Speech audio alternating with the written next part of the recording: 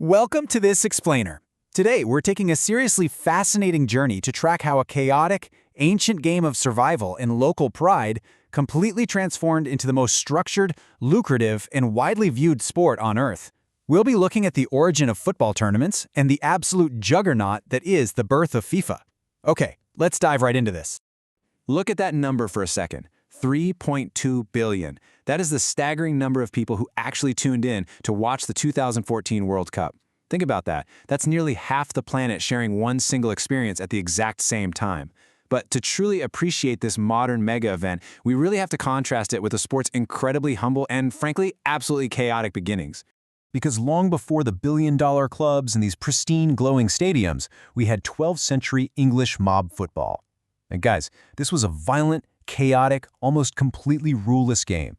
It was played in streets, out in open fields, deep in the mud. It was essentially just a frantic stampede that could literally last for hours.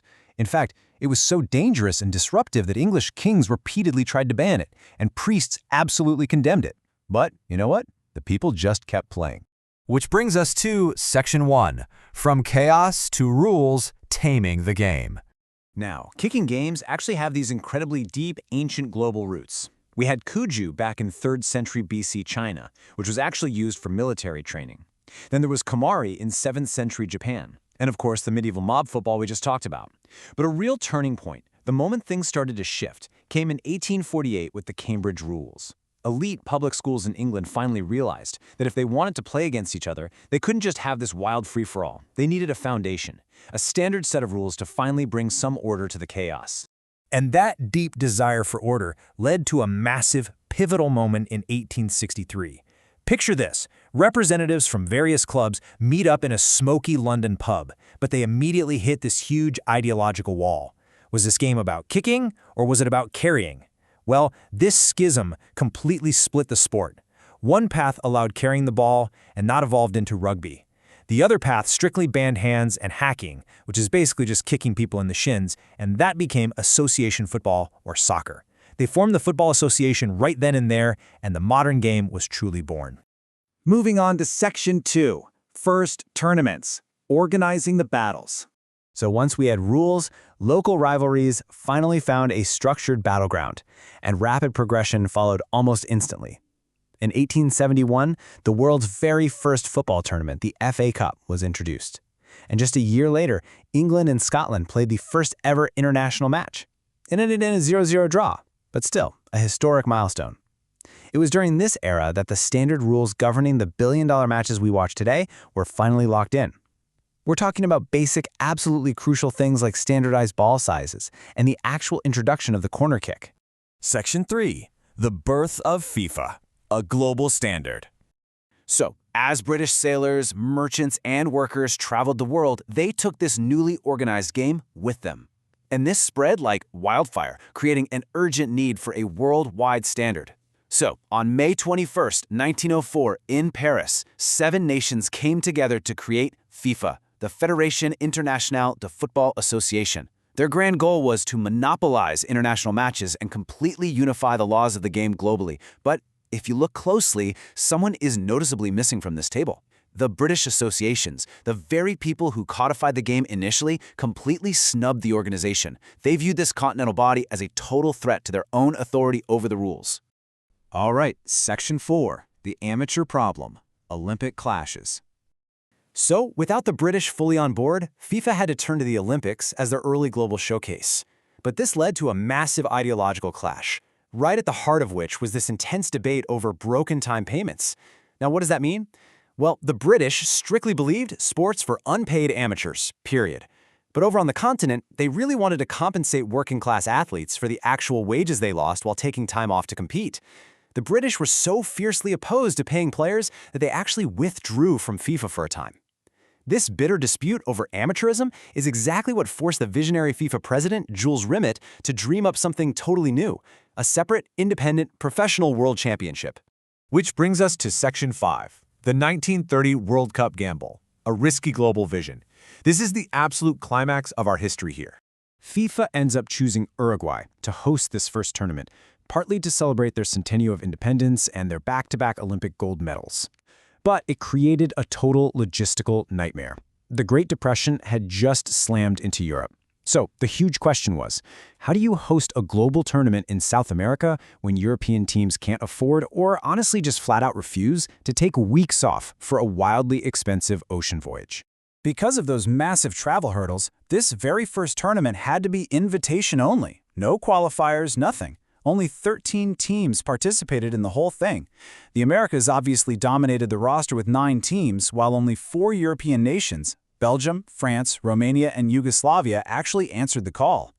And frankly, that was largely thanks to the relentless personal persuasion of FIFA President Jules Rimet, and get this, even the King of Romania stepping in to help. Just listen to this quote from French player Lucien Laurent, because it really captures the sheer dedication of those who went. He said they spent 15 days sailing across the Atlantic on a ship called the Conte Verde. Just imagine trying to do your professional football training on the wooden deck of a moving ocean liner. Oh, and also on that exact same ship, 3 referees and Jules Rimet himself, literally carrying the actual World Cup trophy in his bag. Now, when the tournament finally kicked off, it wasn't exactly an instant blockbuster. In fact, the lowest official attendance in World Cup history happened right here at this tournament, during a match between Romania and Peru. The official number they gave is around 2,400, but historians generally accept that there were really only about 300 people actually sitting in the stands. But fast forward to the final match, and contrast that 300 with this number, 93,000. That is the massive, absolutely roaring crowd that packed the newly built Estadio Centenario for the 1930 final. It was between the hosts, Uruguay, and their neighbors, Argentina. The tournament had officially, undeniably, captured the public's imagination. And the passion was just off the charts. An estimated 10,000 to 15,000 Argentine fans desperately tried to cross the river to Montevideo in these crowded, totally inadequate boats. Their literal war cry was, Victoria o Muerte, victory or death. The port in Montevideo was so completely overwhelmed that a lot of those fans didn't even make landfall before the game actually kicked off. And you can't make this up. The sheer absurdity of early football was on full display right before the whistle.